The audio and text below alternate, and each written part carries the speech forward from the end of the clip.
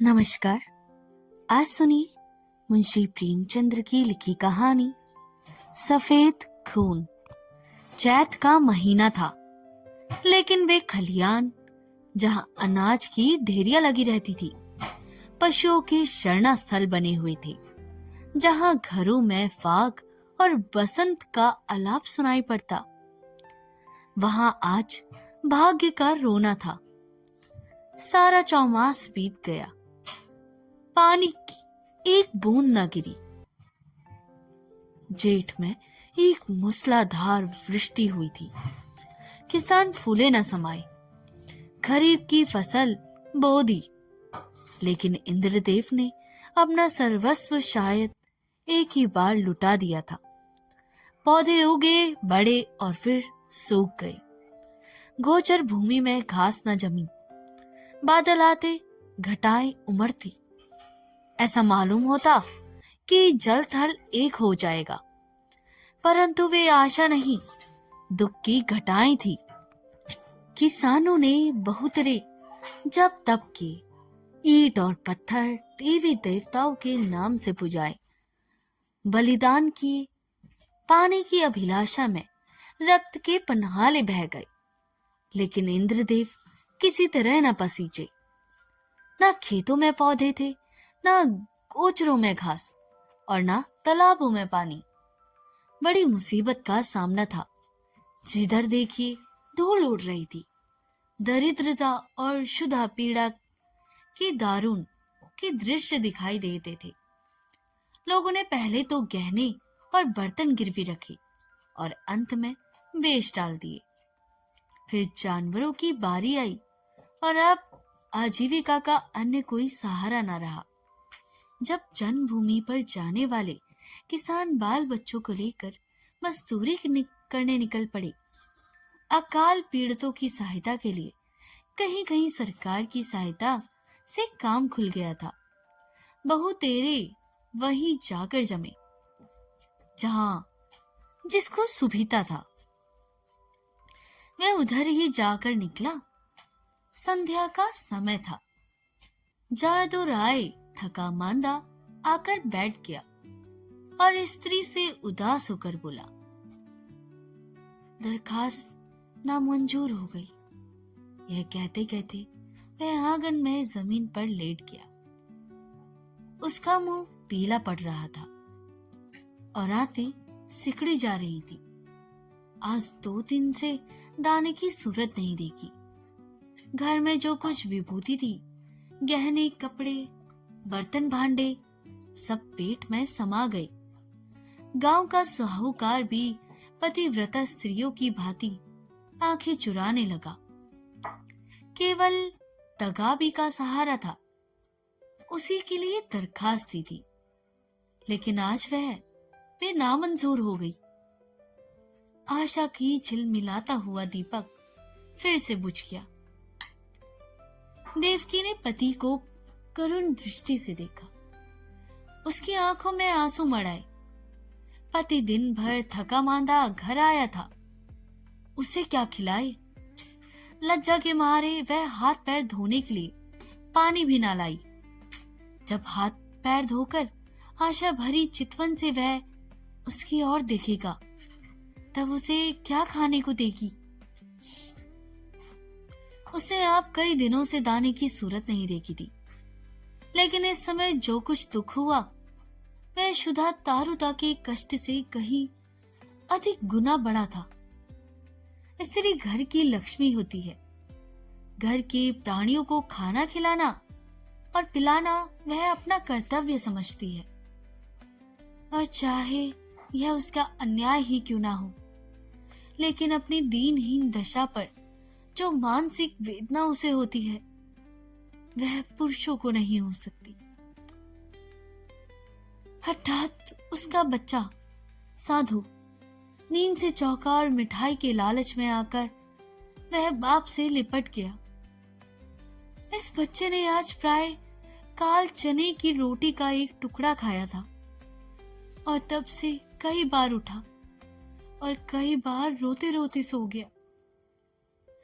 4 वर्ष का नादान बच्चा उसे वर्षा और मिठाई में कोई संबंध नहीं दिखाई देता था।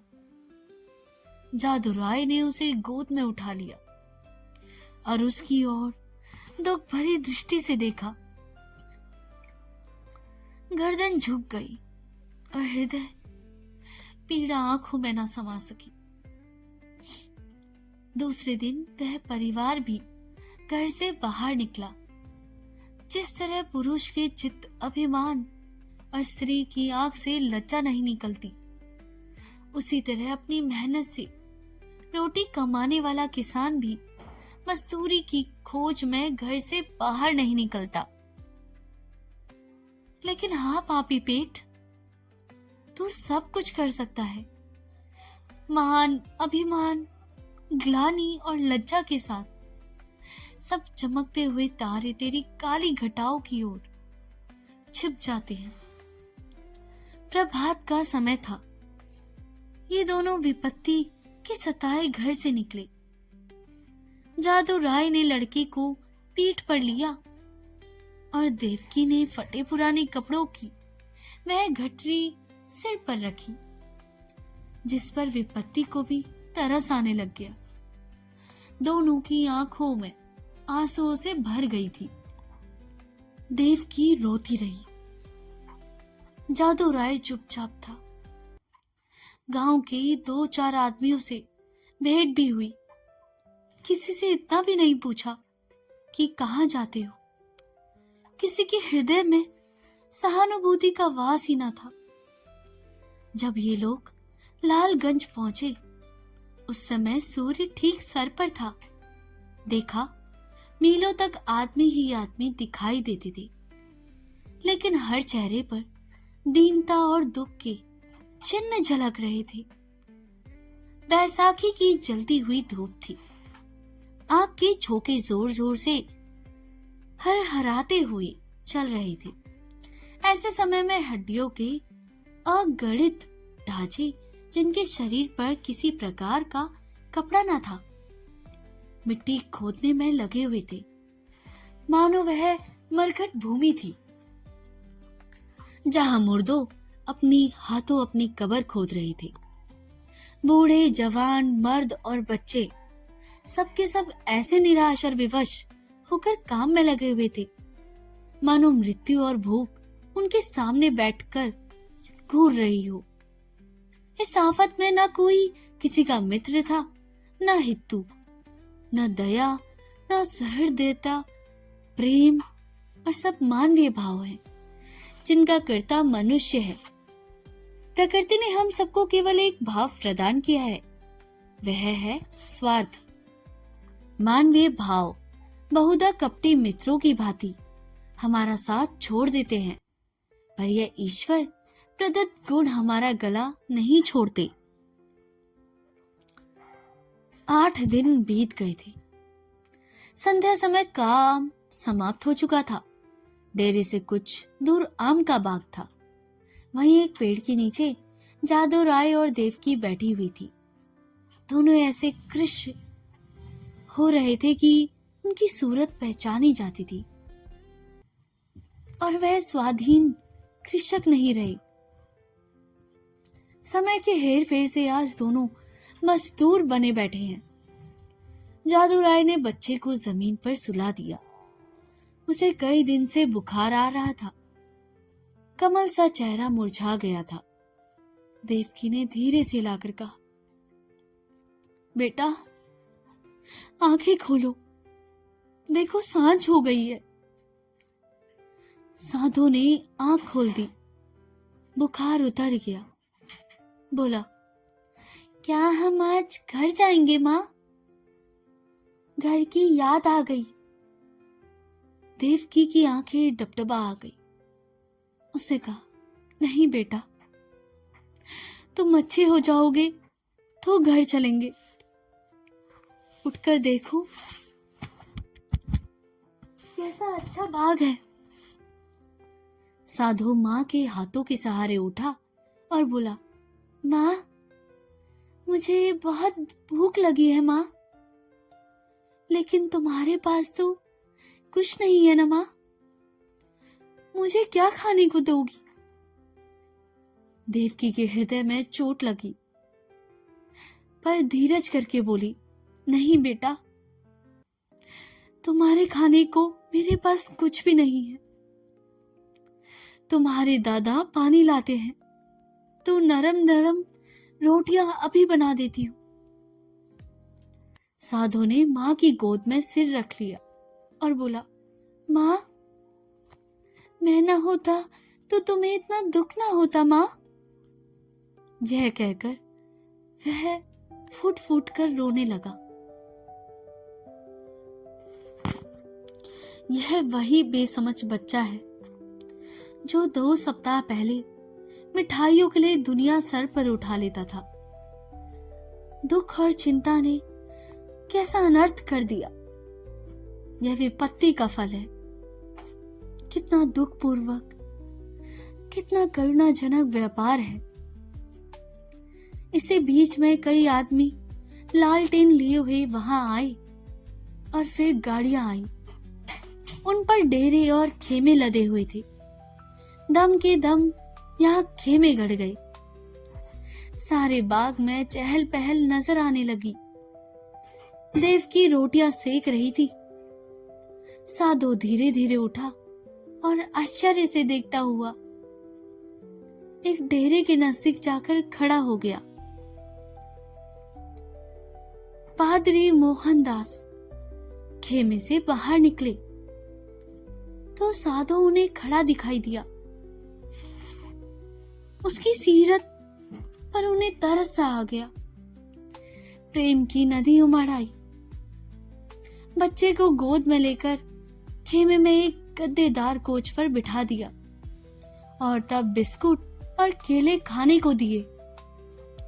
लड़के ने अपनी जिंदगी में इन स्वादिष्ट चीजों को कभी नहीं देखा था। बुखार की बेचैन करने वाली भूख अलग मार रही थी। उसे खूब मन भर करके खाया और तब कृतज्ञ नेत्रों से देखकर पादरी साहब के पास जाकर बोला, तुम हमको रोज ऐसी चीज खिलाओगे? पादरी साहब ने इस भोलेपन पर मुस्कुरा कर बोले, मेरे पास इससे भी अच्छी अच्छी चीजें हैं बच्चे। इस पर साधु राय ने कहा, जब मैं रोज तुम्हारे पास आऊंगा, माँ के पास ऐसी चीज कहाँ है? वह मुझे रोज चने की रोटियां खिलाती हैं। उधर देवकी ने रोटियां बनाई और साधु को पुकारने लगी। साधु ने माँ के पास जाकर कहा, मुझे साहब ने अच्छी अच्छी चीजें खाने को दी माँ। साहब बहुत अच्छे हैं, बहुत बड़े अच्छे आदमी हैं, बहुत दयालु। देवकी ने कहा, मैंने तुम्हारे लिए नरम नरम रोटियां बनाई हैं, आओ तुम्हें खिलाऊंगी। साधु बोला, अब मैं ना खाऊंगा। साहब कहते हैं कि मैं तुम्हें रोज अच्छी अच्छी चीजें खिलाऊंगा। मैं अब उनके साथ रहा करूंगा माँ। माँ ने समझा कि लड़का हंसी कर रहा है। उसे छाती से लगाकर बोली, क्यों बेटा, हमको भूल जाओगे?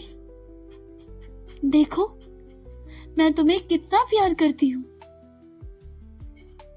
साधु तुतलाकर बोला, तुम तो मुझे रोज चने की रोटियां दिया करती हो माँ। तुम्हारे पास तो कुछ भी नहीं है। साहब मुझे केले और आम खिलाएंगे।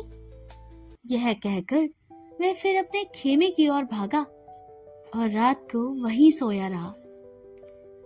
पादरी मोहनदास का पड़ाव वहां 3 दिन रहा। साधु दिन भर उन्हीं के पास रहता। साहब ने उसे मीठी दवाइयां दी और उसका बुखार जाता रहा। वह भोले भाले किसान यह देखकर साहब को आशीर्वाद देने लगे। लड़का चंगा हो गया और आराम से है। साहब को परमात्मा सुखी रखे। उन्होंने बच्चे की जान रख ली। चौथे दिन रात को ही वहां से पादरी साहब ने कूच किया। सुबह को जब देवकी उठी तो साधु का यहाँ वहां पता न था। उसे समझा कहीं टपके ढूंढने गया होगा, किंतु थोड़ी देर देखकर उसे जादू राय से कहा, लल्लू यहाँ नहीं है। उन्होंने भी यही कहा, कहीं टपके ढूंढता होगा। लेकिन जब सूरज निकल आया और काम पर चलने का वक्त हुआ, तब जादू राय को कुछ संयंश हुआ। उन्होंने कहा, तुम यहीं बैठे रहना, मैं अभी उसे लिए आता हूं। जादू ने आसपास के सब बागों को छान डाला और अंत में जब 10 बज गए तो निराश होकर घर लौट आए। साधु ना मिला। यह देखकर देवकी डहाके मारकर रोने लगी। हाय हाय, मेरा बच्चा कहाँ चला गया। फिर दोनों अपने लाल की तलाश में निकले। अनेक विचार चित्त में आने जाने लगे।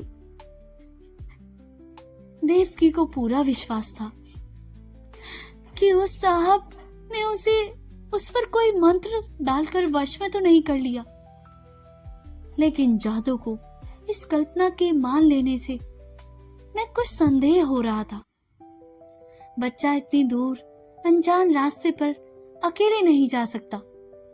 फिर भी दोनों गाड़ी के पहिए और घोड़े के टापों के निशान देखते चले जाते थे, यहाँ तक कि एक सड़क पर आ पहुंचे।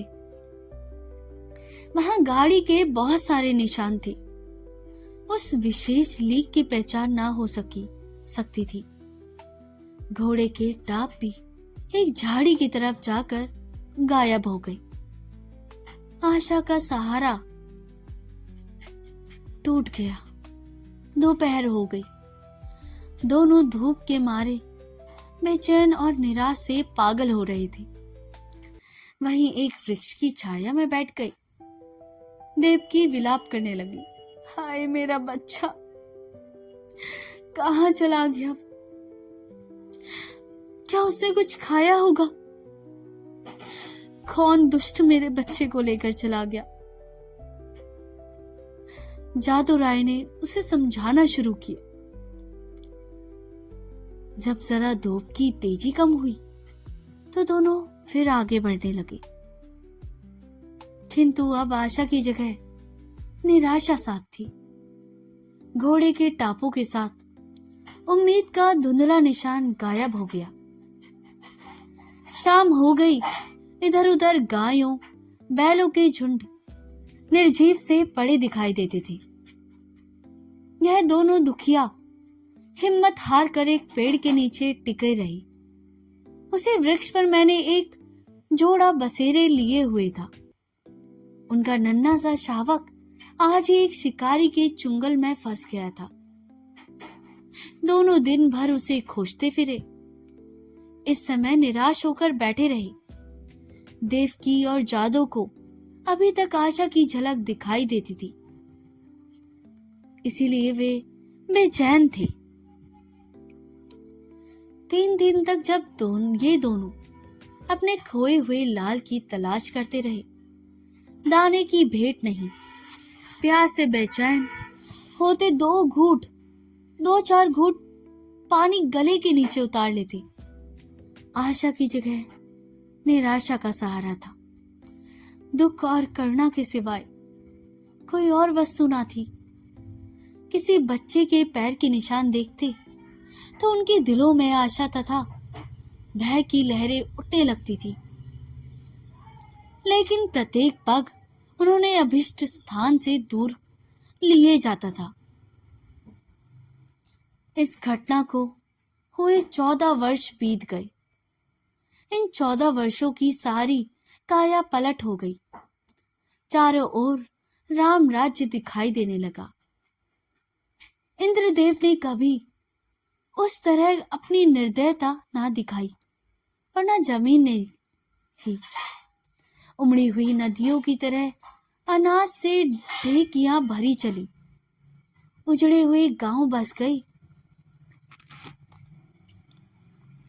मजदूर किसान बन बैठे और किसान जायदाद का तलाश में दौड़ने लगे। वही चैत के दिन थे। खलिहानों में अनाज के पहाड़ खड़े थे। भाट और भिखमंगे किसानों की बढ़ती के तगाने गा रहे थे। सुनारों के दरवाजे पर सारे दिन और आधी रात तक ग्राहकों का जमघट लगा रहता था। दर्जी को सिर उठाने की फुर्सत न थी। इधर उधर दरवाजों पर घोड़े हिनहिना रहे थे। देवी के पुजारियों को अजीर्ण हो रहा था। तो दोस्तों, यह स्टोरी यहीं पर समाप्त होती है। यह कहानी मुंशी प्रेमचंद की कहानी सफेद खून, रिश्तों में आती कड़वाहट और पारिवारिक संवेदहीनता पर एक गहरा प्रहार है। यह कहानी मुख्य रूप से मानसरोवर भाग 8 में भी संकलित है। कहानी की शुरुआत एक गंभीर अकाल और सूखे की स्थिति से होती है। चैत का महीना है, लेकिन बारिश न होने के कारण फसलें सूख चुकी हैं। अब किसानों के पास खाने पीने को कुछ भी नहीं है। वह दाने दाने को मोहताज हो गई हैं।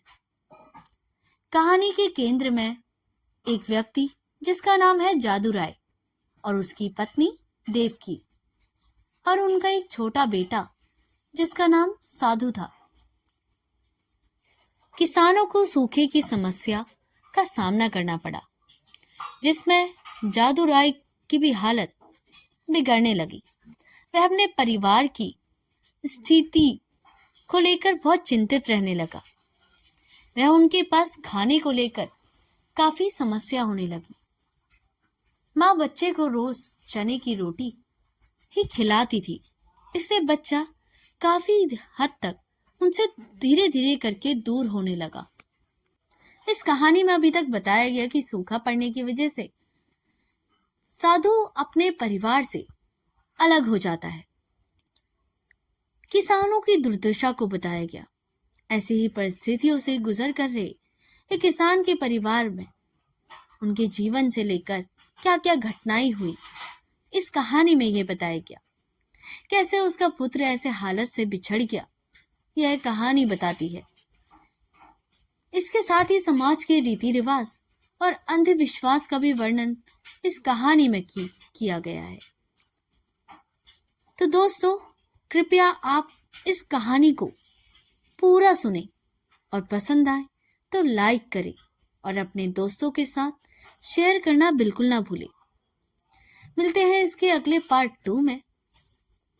तब तक के लिए धन्यवाद।